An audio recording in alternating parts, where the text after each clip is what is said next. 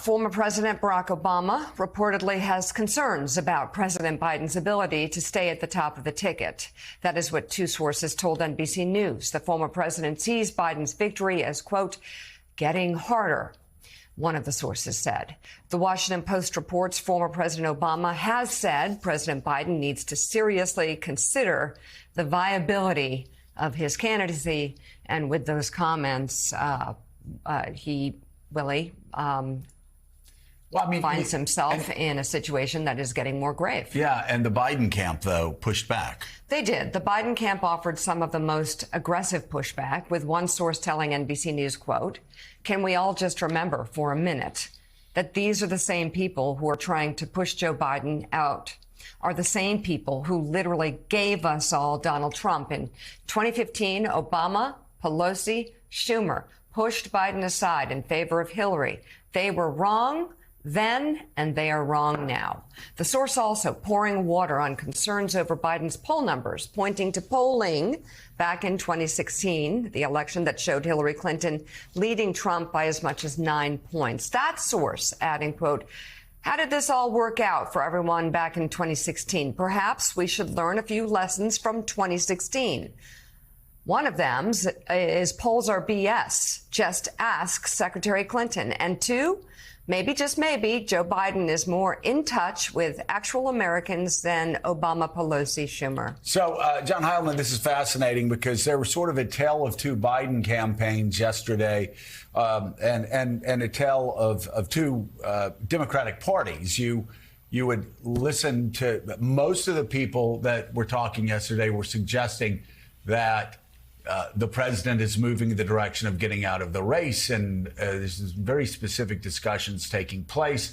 But you also had campaign officials who aggressively pushed back on the fact. But again, let's be clear here that you have had Schumer, Pelosi, Jeffries, Barack Obama, just about every major Democrat expressing their concern directly to President Biden. Reverend Sharpton, I saw in the New York Times in an article expressing their concerns that he could lose and he could damage his legacy. And a spate of polls, now even public polls, CBS has him down 5 points. Swing state polls seem to keep going in a bad direction. New Mexico, Minnesota, Virginia, New Hampshire, a lot of states that were not in play leading up to the debate, suddenly more than in play for Donald Trump.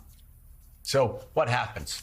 Yeah, Joe, and I think one thing that happened yesterday was we were on this yesterday morning talking about the kind of extraordinary, kind of orchestrated a series of things that happened the day before. Yesterday, the kind of there was a little bit of a feeding frenzy around this, and I think that especially with President Biden having COVID and being in Rehoboth, the din, the kind of the clamor on cable news, I think for some people around President Biden started to feel kind of disrespectful, and that there was not a world where he, in an isolated state, where he was sick, I'm not trying to overblow it, but I think there was a little bit of an effort on the part of some people around the Biden campaign to kind of put the brakes, especially when some very specific reporting, people started making very specific claims about timetables and that the decision had been made and there was a timetable and here was what he was going to do. And I don't know about the quality of some of that reporting, but I'll say that they pushed back hard on some of that. And I think it kind of got overboard with them in that regard. And they wanted to throw a brushback pitch and sort of say,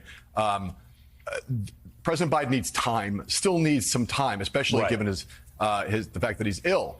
It is the case that the factors that you, Mika and I and everybody else in the show talked about yesterday did not get better yesterday. And by that, I mean, some very basic things. How do you run a presidential campaign without any money? That problem got worse yesterday because donors, and again, say what you want to say about them, have now gone to the Democratic Congressional Campaign Committee and the Democratic Senatorial Campaign Committee and basically said, we're not just shutting off Joe Biden right now. We're going to shut off the congressional campaigns because your guys' job is, from our point of view, is to talk sense to Joe Biden. And if you can't talk sense to Joe Biden, why are we giving? If we're not going to give him money because we think he has no path, and he's going to drag, we believe, on the basis of what the metrics that we're looking at. I'm speaking as a fake donor here. He's going to drag you down. Why should we give? Why should we throw good money after bad into a lost cause in the House and Senate? So we're not talking about donors flexing their muscles in a way that threatens not just the reelection campaign of the president, but also all of those people who are running for reelection or seeking election in the Democratic caucus in the House and Senate. And so that has exacerbated the problem. And some of the things that how grave that problem is rapidly becoming very clear. So that pressure is still very much on. And I think that, and as you said, some of the polling numbers, as they become increasingly public, and I would just focus on one thing in particular, where some of these numbers, forget about what you think about battleground state horse race numbers.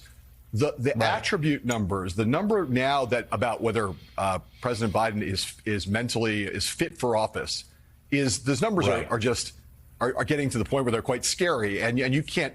It's very difficult to be reelected president if upwards of 80% of voters in the country don't think you're equipped for office, and so there's polling around that I know the Biden team, Schumer, Pelosi, Obama, all those people have seen just in the past few days that say that, and those numbers are not only are they bad, but they're very hard to turn around. It's hard to imagine how you're going to turn that around going forward. Right. So, Mika, just to underline a couple of things that John said, that's nailed it. The biggest immediate issue, is money. The donors have stopped giving money, and it's almost completely ground down to a halt. The story of Jeffrey Katzenberg telling President Biden this got eclipsed from the COVID diagnosis. So that is a problem. I will say also, you got a lot of information yesterday. There was a lot of information, a lot of off-the-record conversations, a lot of plans being made about President Biden moving toward getting out of the race this weekend. That stopped when there was some very specific reporting later in the afternoon. Mark Halperin being very specific on some reporting that other reporters, newspapers and networks had parts of that reporting, but not all of it together. I think at that point is when we started to see the campaign pushing back, because what people close to Joe Biden have said all along is he's a man of great pride. He can be stubborn and tough. Don't back him into the corner. If he's going to do this, let him do it his way on his time frame. And when all of these reports started coming out, that's when the campaign started pushing back. And I think part of that is giving him the space to make this decision, to finish making this decision with his family this weekend. He's also a man of faith and a man of tremendous historic accomplishment. And look, it's impossible to ignore where this is going and exactly what started it. I'm not unaware of that.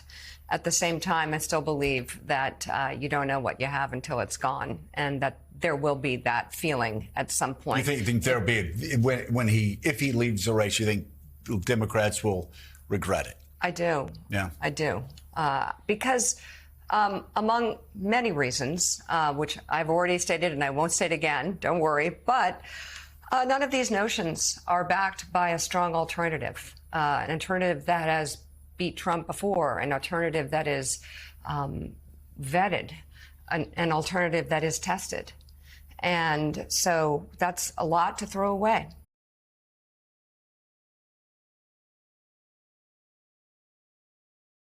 Hey there, MSNBC fans. I'm Luke Russert, and be sure to join me, Rachel Maddow, Jen Psaki, Lawrence O'Donnell, Steve Kornacki, Joy Reid, and many more September 7th in Brooklyn, MSNBC Live Democracy 2024. Click on the link for ticket information. We will see you there.